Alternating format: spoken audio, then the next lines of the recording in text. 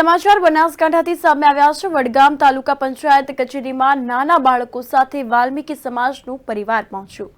Vadgam TDO ઓફિસને રહેણાંક ઘરમાં ફેરવવા ઘરવખરી લઈને પહોંચ્યા વાલ્મીકી સમાજના લોકો। વરવાડિયા ગામે વાલ્મીકી સમાજના વ્યક્તિને 1987માં સરકારે ફાળવેલ પ્લોટ પર અન્ય વ્યક્તિએ મકાન બાંધી દેતા વાલ્મીકી સમાજના એક કુટુંબના 15 વ્યક્તિઓ ગામની બહાર તાડપત્રી બાંધી રહેવા માટે મજબૂર બન્યાના આક્ષેપ સામે આવ્યા છે। તાડપત્રીમાં રહેતો પરિવાર તેના ઘરની ઘરવખરી લઈને પહોંચ્યો તાલુકા પંચાયત કચેરી। આ અંતર્ગત જ્યાં સુધી પ્લોટ નહીં મળે ત્યાં સુધી વડગામ ટીડીઓ ઓફિસને જ ઘર બનાવીને રહેવાની ચીમકી આપવામાં આવી છે।